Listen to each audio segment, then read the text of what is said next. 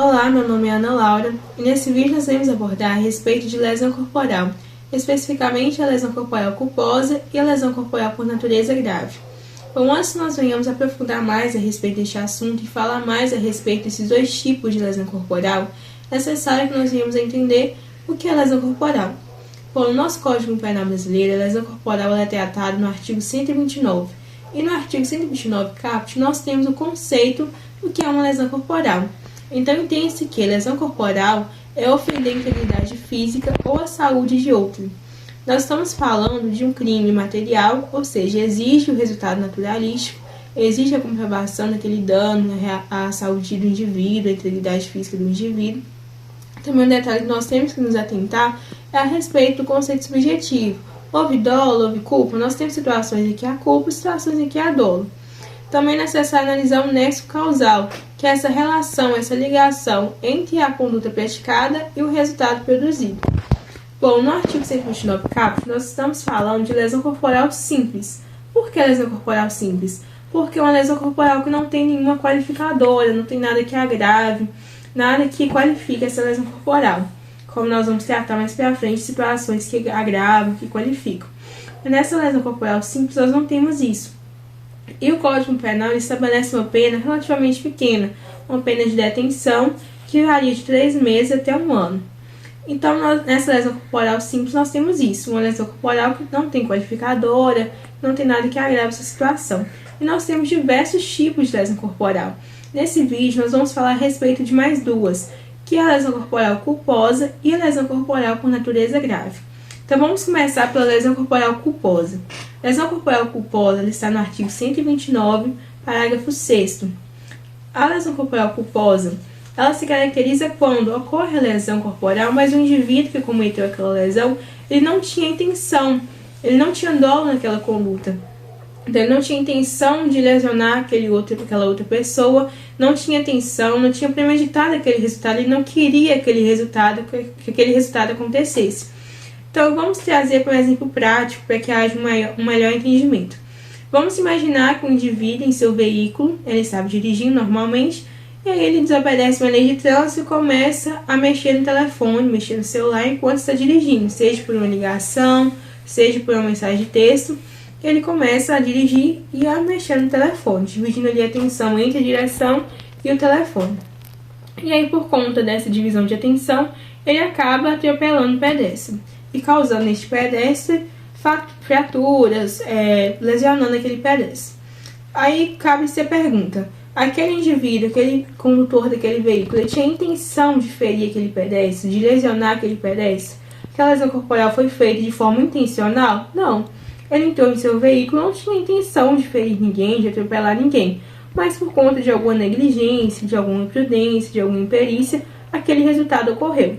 Então é isso que caracteriza a lesão corporal culposa. A gente não queria o resultado, mas por conta de alguma desatenção, de alguma falta de cuidado, a lesão corporal foi provocada. E o que o Código Penal ele fala a respeito disso? Qual é a pena para alguém com lesão corporal culposa? Essa pena também é pequena, relativamente, se você for analisar. Então, a pena varia ali, é uma pena de detenção e varia ali de 3 meses até 1 ano, dependendo do caso, obviamente. Mas é isso que caracteriza a lesão corporal culposa. Dessa forma, agora, nós iremos falar a respeito da lesão corporal por natureza grave. Bom, diferente da culposa, nesse momento nós estamos falando de uma lesão corporal feita de forma dolosa. Então, o que caracteriza a lesão corporal por natureza grave? É quando há situações, circunstâncias que vão agravar aquele resultado, deixando de ser uma lesão corporal simples e levando a consequências mais graves, mais agravantes ali para aquela vítima. Vamos aqui falar situações que vão trazer um entendimento um pouco melhor. Nós temos 4 situações de natureza grave, lesão por natureza grave. Primeira situação, nós temos a incapacidade por mais de 30 dias. Então, vamos imaginar que a vítima ela foi lesionada, ela foi vítima de lesão corporal, e por conta das fraturas, por conta dos ferimentos, ela fica incapacitada de suas atividades habituais por mais de 30 dias. Então, vamos imaginar que a pessoa lesionada, ela fica 40 dias, vamos supor, com a mão machucada, com o braço machucado, e não consegue trabalhar, se vestir, se alimentar por 40 dias. Nessa situação, nós temos uma lesão corporal por natureza grave, porque aquele indivíduo ficou mais de 30 dias incapacitado de cumprir suas obrigações habituais. Então, isso agrava a lesão corporal. Segunda situação, perigo de vida. Vamos imaginar aqui que aquele indivíduo que foi vítima de lesão corporal, ele ficou em estado, depois daquela lesão, de forma que a sua vida estava correndo risco. Vamos imaginar que uma pessoa é agredida, vítima de lesão corporal, e aí ela desenvolve ferimentos, e esses ferimentos eles vão evoluir para uma hemorragia interna, por exemplo. E os médicos dizem que essa pessoa, a vida dessa pessoa está correndo risco. Isso vai agravar essa lesão corporal, porque a vida daquela pessoa ficou em risco, ficou em perigo. Então, isso torna aquela lesão corporal por natureza grave. Terceira situação, debilidade permanente de membro, sentido ou função. Vamos imaginar que a vítima foi lesionada e por conta dessa lesão, ela sofreu algumas fraturas, algumas circunstâncias que levaram ela, por exemplo, a perder parcialmente a visão ou perder o movimento de alguma das mãos. Isso trouxe nela uma debilidade permanente. Ela ficou ali permanentemente sem aquela função, aquele sentido, aquele membro. Isso trouxe uma circunstância, uma consequência muito grave para aquela vítima. Então, isso agrava, obviamente, a lesão corporal, deixa de ser uma simples lesão e é uma lesão corporal por natureza grave. Agora, a quarta situação é a aceleração de parto. Então, vamos imaginar que a mãe ali estava gestando aquele bebê e não estava ainda na época do parto, a gestação ainda não estava em seus dias finais.